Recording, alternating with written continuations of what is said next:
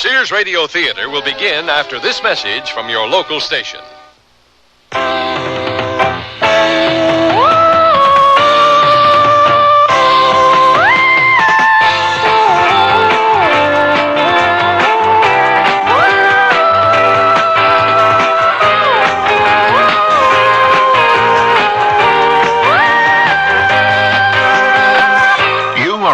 Traveler, and you know there are certain foods, plants, and animal products you can't bring back to the U.S.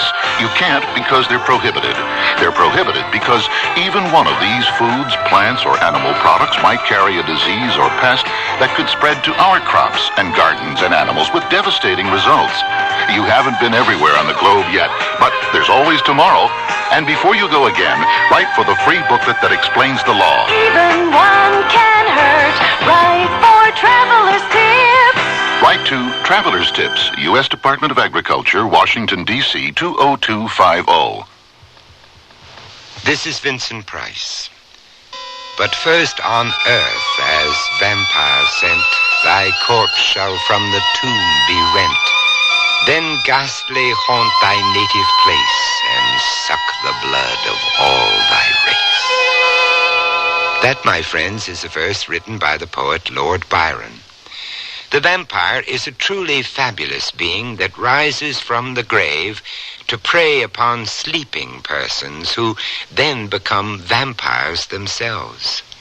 Driving a stake through the heart of one of the undead while he lies slumbering in his coffin during daylight hours is said to put an end to his blood-seeking wanderlust. Fate brought Carmilla and Amy together in the city of Vienna in the year 1922, not long after an armistice had ended the First World War. They appeared to be equally young, beautiful, innocent. But one was an ageless vampire, the other an unsuspecting victim. And that's just the beginning of our story.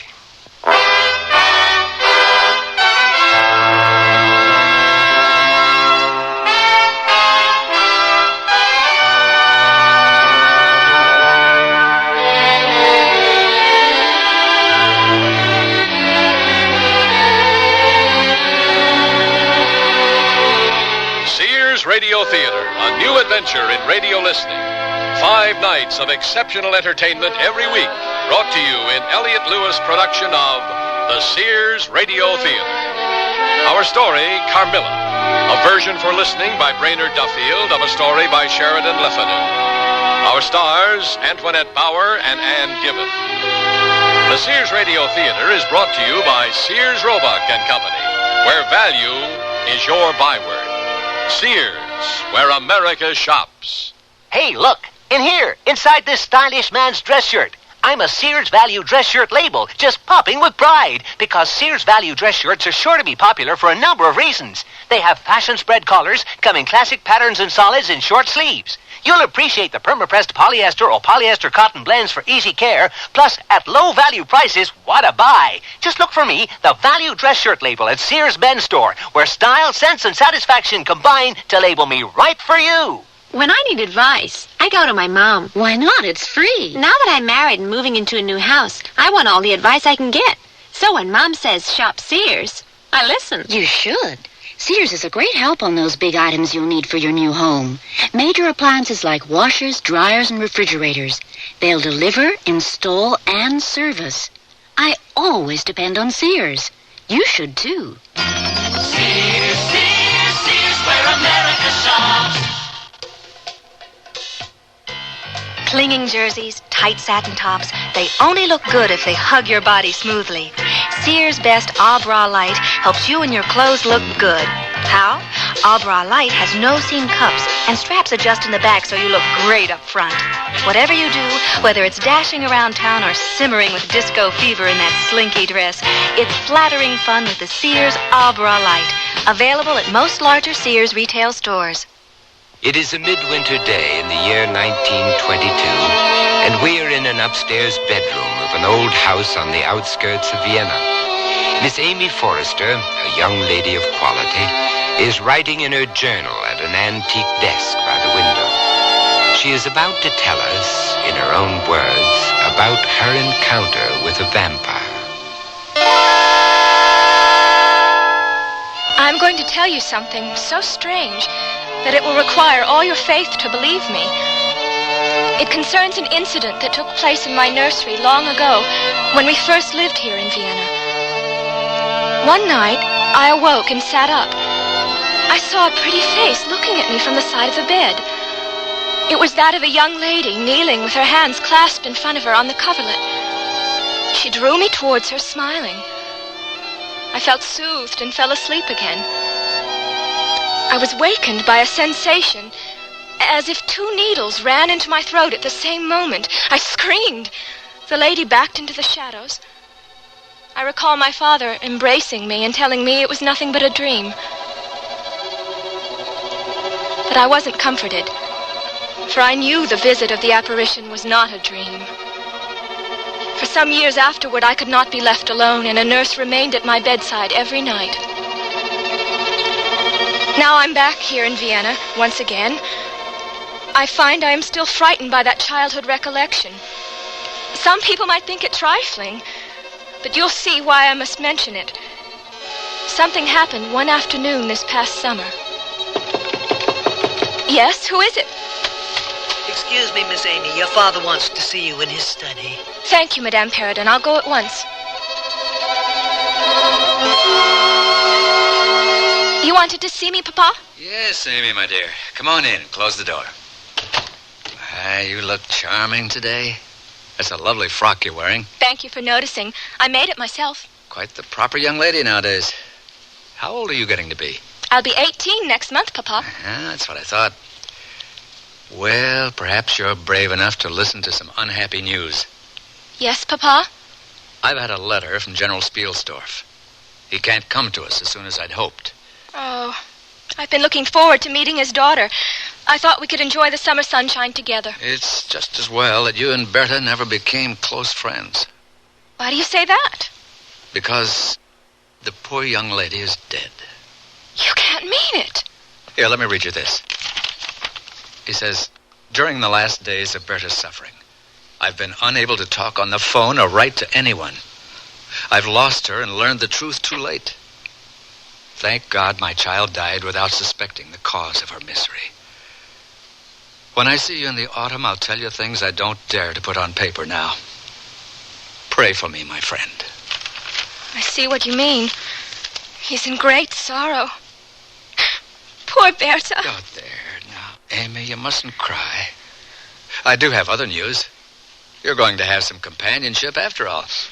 What do you mean, Papa? We're expecting a guest. She'll be with us tonight. That should cheer you. What are you telling me? A short while ago, the phone rang. I heard the voice of the Baroness Krupska calling from Salzburg. I knew her in my embassy days at the turn of the century. My, she was lively and stylish then. A bit of a dragon now, they tell me. The Baroness is coming to visit us? Oh, no, I don't think either of us would like that very much. The Baroness is going to Paris on some vital business, but she's entrusting her niece to my care. What is she like, this girl? Quite beautiful. Everyone says so. Somewhat delicate, but altogether bewitching. That's a fine recommendation. The Baroness was afraid a young guest would tax my hospitality. I told her, on the contrary, she'd be doing us a favor. My daughter, I said, has been expecting a house guest who cannot be with us. If you confide your niece to our care, I told her, it'll be a consolation to Amy. And what's the name of this paragon? It's a very pretty name. She's called Carmilla. My visitor arrived at dusk while I was lying down and was carried upstairs, bundled in furs, to a bedroom that had been prepared. She didn't appear at dinner time, but she was certainly the topic of our conversation. Papa had insisted from the beginning that our dignified housekeeper sit down with us at table. Amy, my dear, please pass the cream. Certainly. How do you like our guest, Madame Perrodon? Very much. Almost as pretty as you, my dear. About your age and exquisite manners. The rumors were correct. She's absolutely lovely. Ah, such a sweet voice. Though we only exchanged a word or two. She sank into a deep sleep as soon as her head touched the pillow. A fainting spell from the excitement, no doubt. I hope I haven't done a foolish thing in taking charge of the young lady. I had Dr. Kleinbach take a look at her to protect you from contagion. And what was his diagnosis? Favorable. Yeah, she's tired and a trifle nervous, but completely sane and not subject to fits. Very amusing, Papa. When am I to be allowed to meet her? Forgive me, my child, but you know I always like to take precautions. She's sitting up now with a supper tray. There can be no harm in seeing her.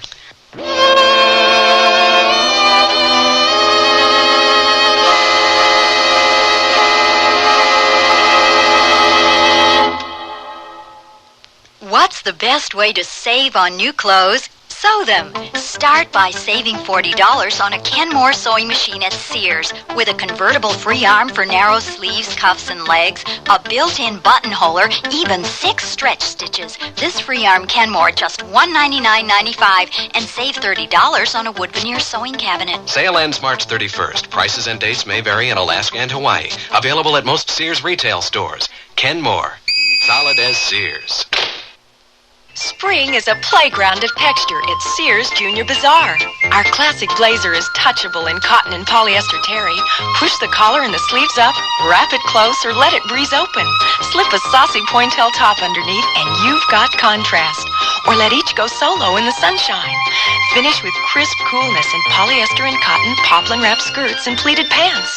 All mix and matchable in neutral and earthy tones from Junior Bazaar at most larger Sears retail stores. Generations ago, families dined by the warmth of the open hearth. Today, Sears rekindles this spirit with its open hearth dining room furniture.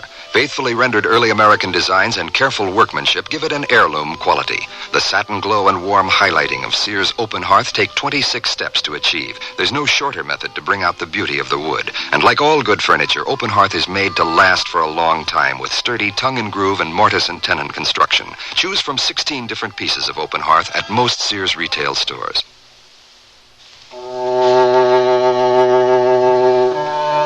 Shortly thereafter, I entered the sanctum sanctorum. Carmilla rested against pillows on the canopied bed. As I approached and opened my mouth to speak, I was suddenly struck dumb. I saw the very face which had visited me that terrible night in my childhood. It was a pretty face, but with a melancholy expression.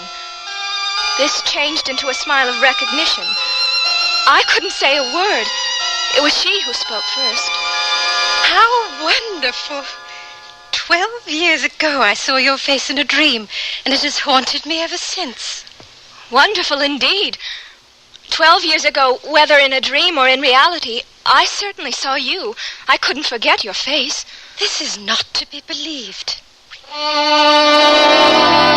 She took my hand and pressed it. Whatever had frightened me was gone. I felt reassured and blushed as I stammered words of welcome. Sit here beside me. I must tell you my vision about you. It's so strange that we had a vivid dream of each other, you and I, that we have seen one another before, looking as we do now, when, of course, we were both children. My father has books on psychic experience, perceptions, intuitions, whatever you want to call them. But I never believed a word of it. Until now. Let me tell you. I was perhaps 6 years old. I woke from a troubled dream to find myself in a different room in another house. I knelt beside a bed as if to pray. Then I saw you. It was most assuredly you, as I see you now, with golden hair and angelic blue eyes. Ah, it was your looks that won me over. I wanted you to be my friend. I recall embracing you as if we had always known each other. And then I think we both fell asleep. Is that what you remember? I was roused by a scream. You were sitting up screaming. That frightened me and I ran away. Somehow I lost consciousness. And when I came to, I was in my own bed again, at home. I only know that I was greatly terrified. In all this time, I've never forgotten your lovely face. It isn't a mere resemblance. You are the young girl whom I saw then. I don't know which of us should be the most afraid. But if you were less pretty, I should be very much afraid of you. But being as you are, and young as we both were, I only feel that I made your acquaintance years ago. It does seem as if we were predestined to be friends. I've never had a close friend, and I've longed to find one. Dear Amy, have I found one now? I'd like to be companionable. I'll try. I want to make a compact of true friendship. But forgive me, You're exhausted. I can see that. Yes, suddenly I feel quite tired. It's my fault, Carmilla. I'll bid you good night. Oh, please don't go. The doctor thinks you ought to have a maid to sit up with you. One of ours is waiting in the hall. You'll find her most useful and quiet. No, I never could sleep with an attendant in the room. Our house was robbed once, and a servant was murdered, so I always lock my door. It's become a habit. I know you won't mind. I see there's a key in the lock here. Suit yourself. Lock yourself in if you like. You'll be quite safe. Good night, then, my new friend. Or should I say my old friend? It's hard to part with you, but we'll see each other again tomorrow. Though not too early. I like to lie abed most of the day. I'm what they call a night person. You'll soon get used to that. Good night.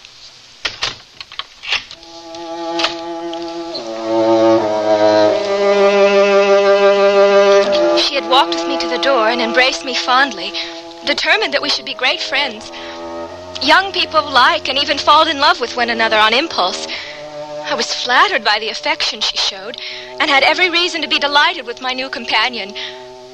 Yet, I felt a faint antipathy along with my admiration of her. I woke in the night and saw a vision of Carmilla standing at the foot of my bed and smiling. I had a sudden premonition, a foreboding of my own death. There was a park between our villa and the river, and one day, a month after Carmilla's arrival, we stepped outside for a stroll and met Madame Perrodon on her way back from doing errands. If I were you girls, I shouldn't go into the park or anywhere there'll be crowds of people. Why do you say that, Madame? You see what's going on over there at the church? Another funeral. The third one since last Sunday. There's some sort of fever going around that infects young girls like yourselves. Why has no one told us? Your father never speaks of anything that might frighten you. He's gone to the churchyard. I thought you knew she was going to be buried. Is it someone we know? The daughter of the shoemaker at the corner. Not little Lenny. Poor child fancied she saw a ghost 5 days ago and has been dying slowly ever since. Tell me nothing about ghosts. I shan't sleep tonight if you do. I'm going into my kitchen. There'll be fewer germs there than outside in the open air. You're probably wise. We'll see you at dinner. Au revoir, Madame. I hate funerals. What does that signify to you, my dear? It makes me wonder about the home and family you never mention. It indicates a people with strange manners and customs of which we in Vienna know nothing. I gather your native country is more remote than I imagined. That isn't true. It's very close by. Soon I intend to tell you all about it. That funeral bell, it fills my heart with fear whenever I hear it. Don't talk that way. The tragedy of life is not that men die, but that they cease to live. What does that mean? Oh, I'll explain it to you when the time comes.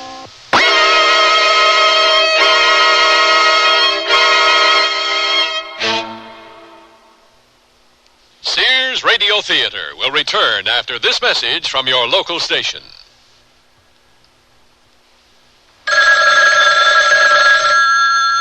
Is there a Mrs. Samuels at home? This is she. Mrs. Samuels, this is Peters. I work with security at the Mutual Liberty Building. Where my husband worked? What is this? Mrs. Samuels, your husband has collapsed here in the lobby. Oh, no. He was gripping at his chest, some kind of seizure. We've got an ambulance on the way. What hospital is he being taken to? I'll be right there. Mr. Samuels was having a heart attack, as will 1 million other people this year. More than 600,000 of them will die. The American Heart Association wants everyone to learn cardiopulmonary resuscitation, CPR, so that heart attack victims will have a better chance. CPR can sustain the life of a heart attack victim until emergency medical care arrives. CPR was pioneered and developed by the American Heart Association. Support your local heart association. We're fighting for your life. If trivia turns you on, turn on William B. Williams and Bill St. James every weekday when they may give you a chance to win WNEW cash for the answers to trivia questions from any one of 4 categories, and you pick the category. To be eligible to play, send your name, address, phone number, including your business number if you work between 10 a.m. and 4 p.m., and your favorite category, potluck, sports, entertainment, or recent world history, to WNEW right away. Now, if William B. or Bill call you, you'll win $10 for a Trivia Quickie answer or $100 for a Jim Lowe Trivia Toughie. The question may be trivial, but the cash is not. And by the way, whether you answer your question correctly or not, you're eligible just for playing to win an AM/FM stereo system in a weekly drawing. Better get those cards in right away to Trivia, WNEW 565 Fifth Avenue, New York 10017. I wonder what the longest-running play on Broadway was, after all. And Break the Bank, wasn't that Bert Parks? And who was the last hitter to hit 400?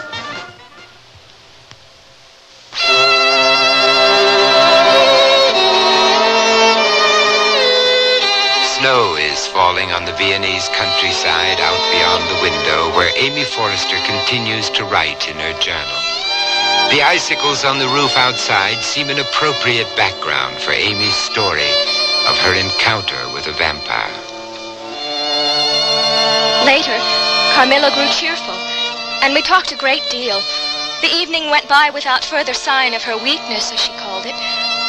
I didn't want her to pick up the fever they said was all around us. I was so healthy, I couldn't allow anything to happen to my guest. The following evening after dinner, my father called us to his study. Come right in, young ladies. I have something to show you. Here, look at these. What are they, Father? Old pictures, portraits mostly. I recently sent them to be cleaned. Aren't they splendid? Do you see them, Carmilla? Yes, I can see them very well. My late wife was of an old Hungarian family. Most of these have come to us through her. Don't you like them? Images of dead people. I neither like nor dislike them.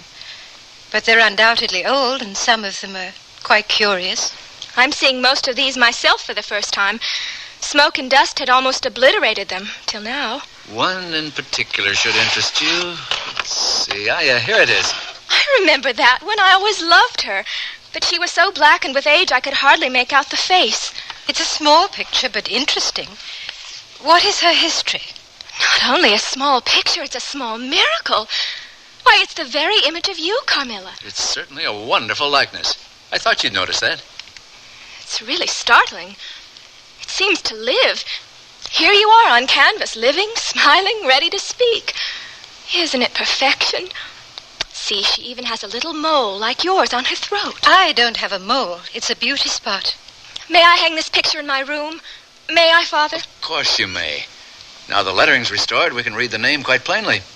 Marcia Kernstein. And the date, 1698. Yes, but it's not Marcia. The name is Mircalla, Countess of Karnstein. And there's a tiny coronet above it. I'm descended from the Karnsteins. I ought to say my mother was. Ah, so am I, you know. A long descent, very ancient. Are there any Karnsteins living now? The family was wiped out, I believe, in some civil wars. But the ruins of the castle aren't far from here, in a private park, about 3 miles away. Yes, I've been there. It's situated among other more recent ruins of the Great War. But it's right in the middle of the city, with honking traffic all around. I don't care much for ruins, but we must go there sometime. We'll get up an expedition and take a picnic before the weather turns too cold. Come to the window, Amy. See the moonlight? We can look at pictures tomorrow. Why don't we take a walk and look down on the river?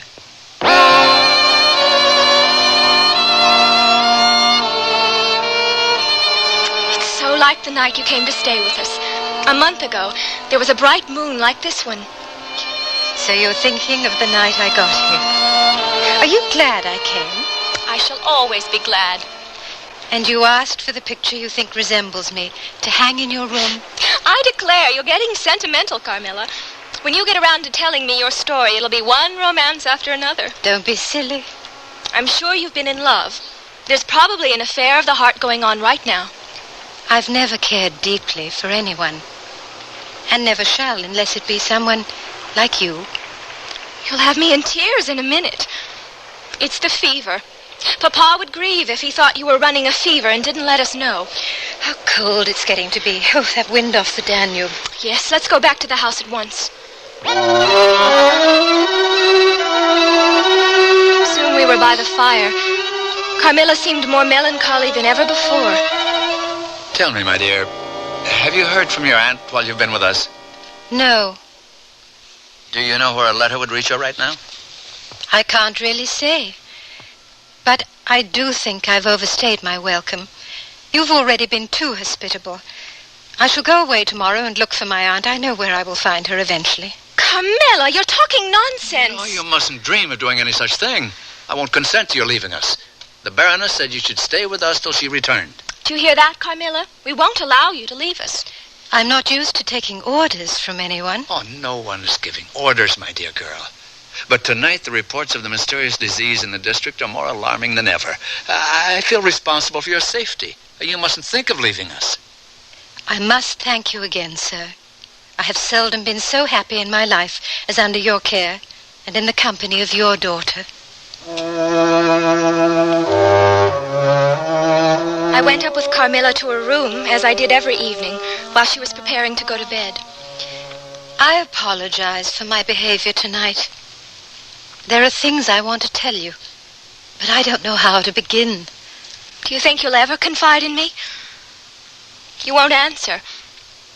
I ought not to have asked you that. You were quite right to ask me. I wish I could answer, but you don't realize I'm under vows. The time is coming soon when I shall tell you everything. When I do tell you, you'll think of me as cruel and very selfish. Selfish? My kind of friendship is always selfish. You and I, we need a blood oath to seal our friendship. You're delirious again. How you do run on. If you're going to talk that way, I won't listen. I shall leave the room. Good night, Carmilla. For the blood is the life. Remember that. Blood is the life.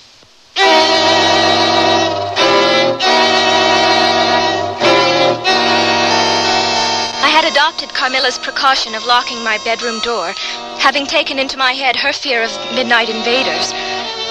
But dreams have a way of coming through walls to light up dark rooms. I had a dream that night, which was the beginning of an agony of dreams. I saw, or imagined I saw, something moving around the foot of my bed. It was a sooty black animal that seemed like a monstrous cat. Before my eyes, it transformed itself into Carmilla, standing there, staring with blood on her nightgown. I heard a voice. Your mother warns you to beware of the assassin. I was terrified. I ran to the door and found it locked as usual from the inside. My next recollection is of being in the hallway, crying for help and pounding on Carmilla's door. Miss Amy, what's the matter? What has happened? There's an evil spirit in this place. We must waken Carmilla. Oh, calm yourself, Miss Amy, I beg you. Go downstairs, madame. Bring some men to force this lock or break the door down. Yes, Miss Amy, I will.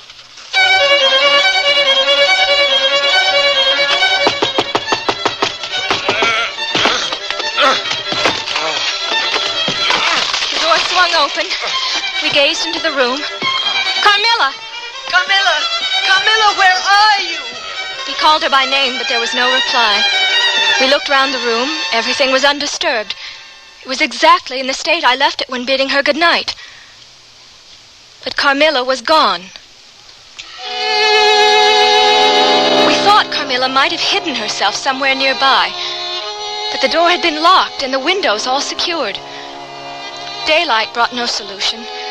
The entire household was in a state of agitation. As evening came on, I went upstairs again, and there was Carmilla, standing at her dressing table. She beckoned to me, and I ran to embrace her. Amy, oh, my own darling Amy. We've been frightened half to death. Where have you been? When did you come back? This last night has been a night of wonders. I want a sensible explanation. It was past 2 last night before I went to sleep, with the doors and windows locked. All I can say is that my sleep was uninterrupted and dreamless, but I woke just now on the sofa in the little dressing room. The door between the rooms was open. The other door was forced open. How could that have happened without my being wakened? By this time, hearing voices, my father entered the room. He was incredulous to be told the same story I had heard. He took Carmilla's hand. Will you forgive me, my dear, if I ask you a question? Ask what you please. I'll do my best to answer, but my story is simply one of bewilderment. Precisely. Now, the marvel of last night consists in your having been removed from your bed in your room without being wakened. What possible explanation can there be? Have you ever been suspected of walking in your sleep? Never. Not since I was very young. Ah, but you did walk in your sleep when you were young. Yes, I was told so by my nurse. Oh, well, and what happened is this. You got up in your sleep and unlocked the door. You took the key with you, locking the door from the outside. Do you follow what I mean? But how, Papa, do you account for her finding herself in the dressing room, which we had searched so carefully? She came back there after you had searched it, still in her sleep, and awoke spontaneously, as much surprised to find herself where she was as anyone else. I wish all mysteries were as easily explained. The explanation involves no drugging, tampering with locks, no burglars, poisoners, witches, nothing that need alarm anyone about our safety. And that's the end of it. Father arranged that a servant should sleep outside Carmilla's door, in case she walked in her sleep again. But if her sleep was dreamless, mine was not. Strange sensations troubled my sleep. There was a cold, peculiar thrill, as if one were swimming against the current of a river. Sometimes there came a sensation as if warm lips kissed me, longer and more lovingly as they reached my throat. And there, the caress fixed itself. My breath came faster and faster with a sense of strangulation till I became unconscious. It told on my appearance, this siege of nightmares. But I assured my father I was quite well. In a way, this was true. I felt no pain. Some kind of narcotic was acting on me, and my perceptions were benumbed.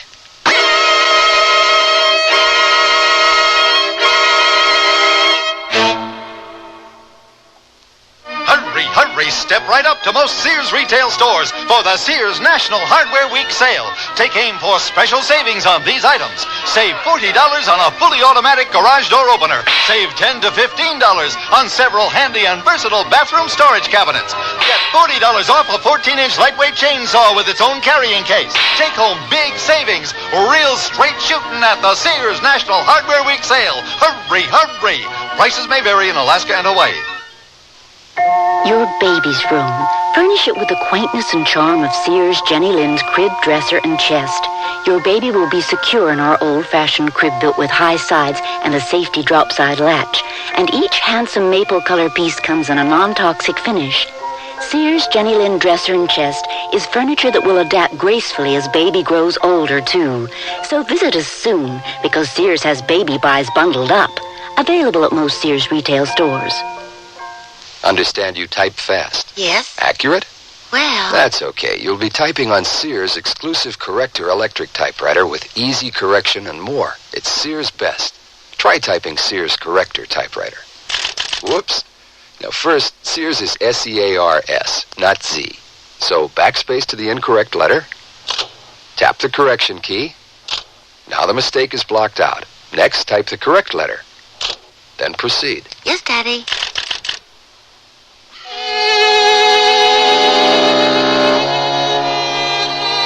Vincent Price again, and here's the concluding act of Carmilla.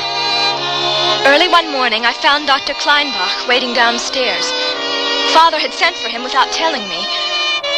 Since the doctor was there, I told him my story. My father came and stood beside me.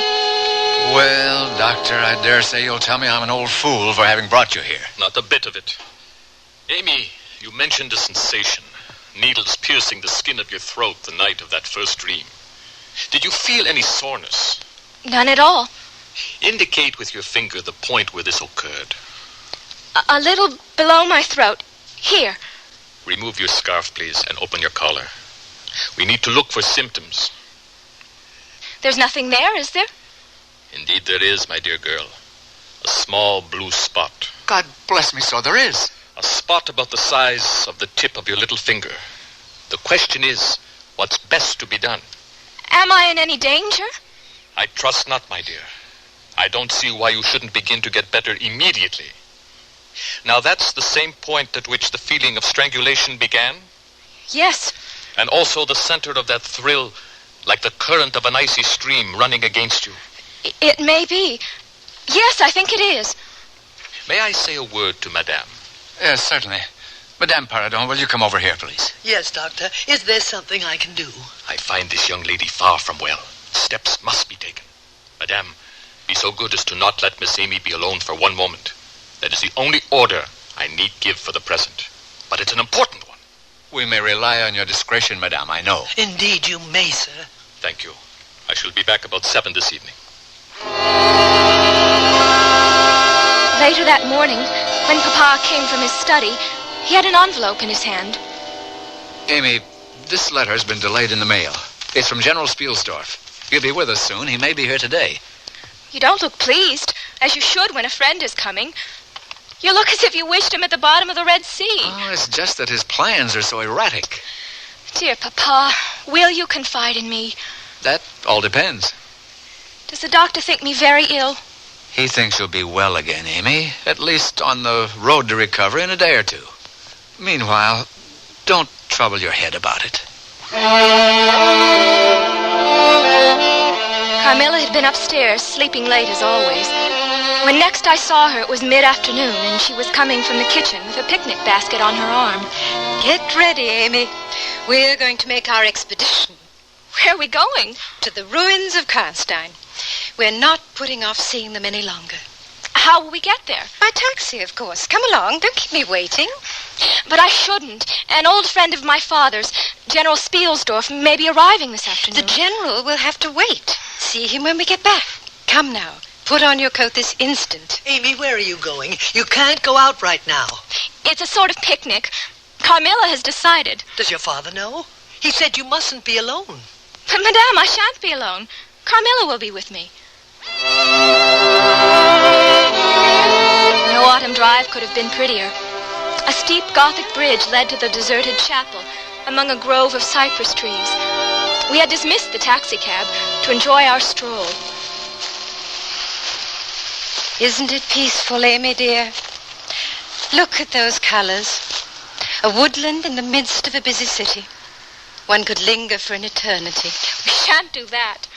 Let's find a grassy spot to spread the blanket and have our sandwiches. I love the crunch of leaves underfoot, don't you? Autumn is my favorite season. We can sit down here. Give me the basket. My goodness, the sun's going down. We must think of getting home before dark. You're not going home, Amy. Neither of us will go. This will be our home from now on. Mother was standing behind me. Her slender hand closed like a vice of steel around my wrist. A kerchief soaked with some acrid chemical was pressed over my nose and mouth. I awoke in a dim, dark chamber, surrounded by dampness and stone. It was so cold, so frightening. I couldn't see her, but I knew she was there on the marble floor beside me. A shaft of moonlight showed her once lovely face, twisted in a diabolical grin. Amy, my dear child. Where have you taken me? What is this place? It is a place of refuge.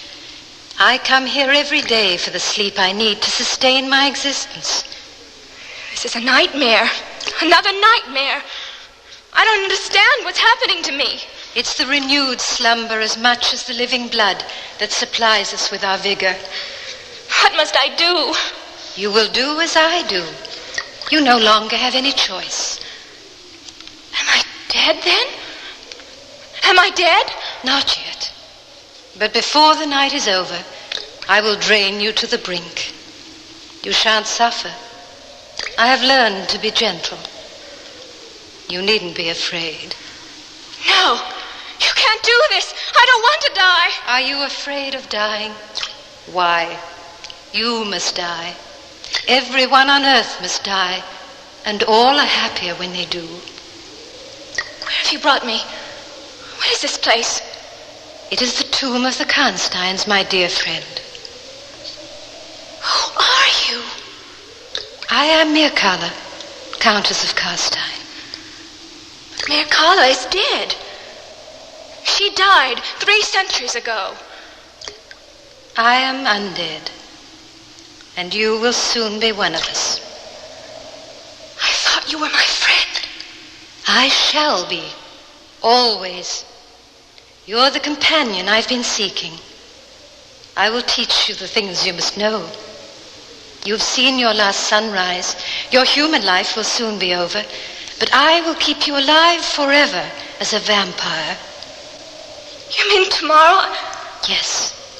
Tomorrow you will begin. Tomorrow night, you make your first kill.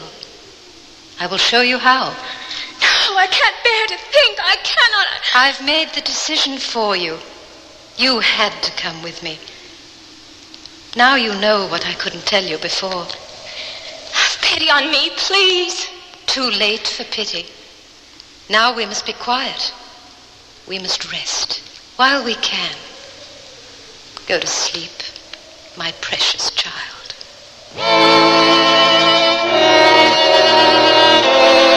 The rest of the story was related to me later.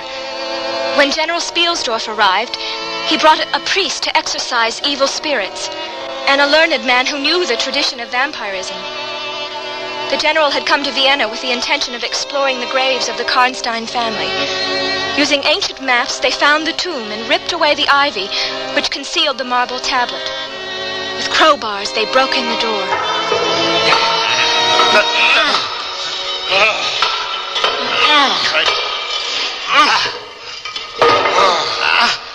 Good work. Now flush your light down there. Come on, then.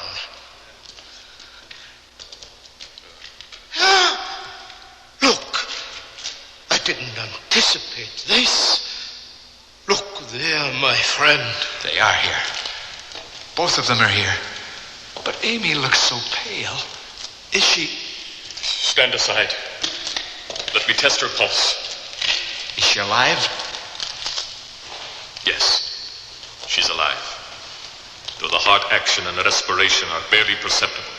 Then we've come in time? We'll save her, never fear. And the other one there, gentlemen, is the Countess Mircalla. I knew her by another name. Carmilla and Mircalla, the same creature, with the letters of the name rearranged.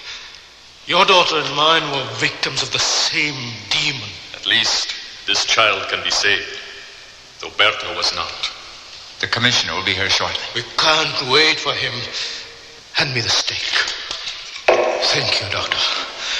I'll wield the hammer. Oh, Carmilla, Mircalla, whatever your name may be, how I have longed for this moment.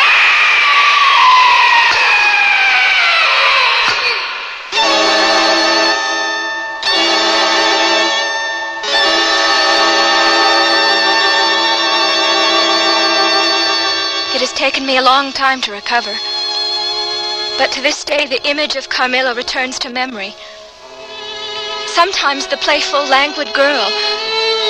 Sometimes the writhing fiend I saw in the tomb under the ruined chapel. Often from a daytime reverie, I have been startled into sudden fear, thinking I have heard the light step of Carmilla at the door to my room. By the light of day, it is not particularly alarming.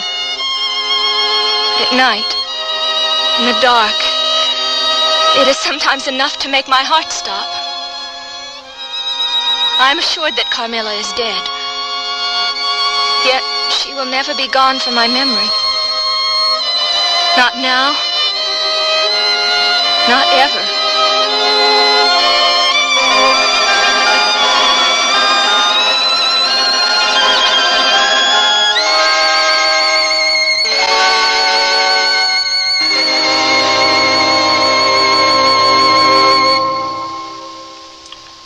The word's out and spreading fast about the jeans from Sears Men's Store that grow beautifully. It's a sure sign they're feeling fine and feeling good. For the denim that keeps going strong a long time. Get them trim cut, regular cut, even get them pre-washed. The jeans that grow beautifully. Now at most Sears retail stores.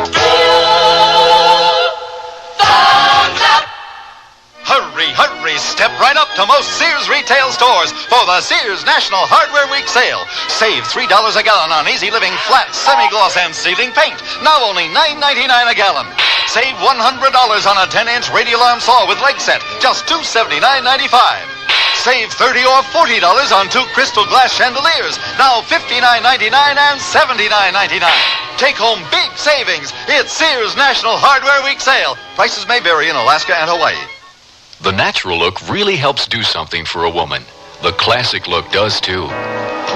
Now there's a group of classic coordinates at Sears that really does up the natural look for spring.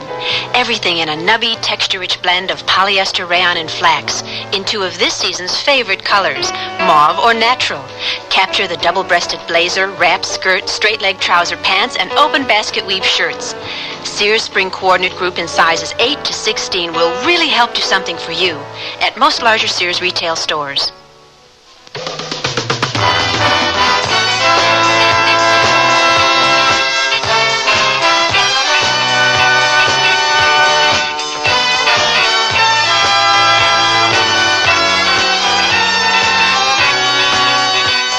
The Sears Radio Theater has been brought to you by Sears Roebuck and Company, where our policy is satisfaction guaranteed or your money back. Sears, where America shops.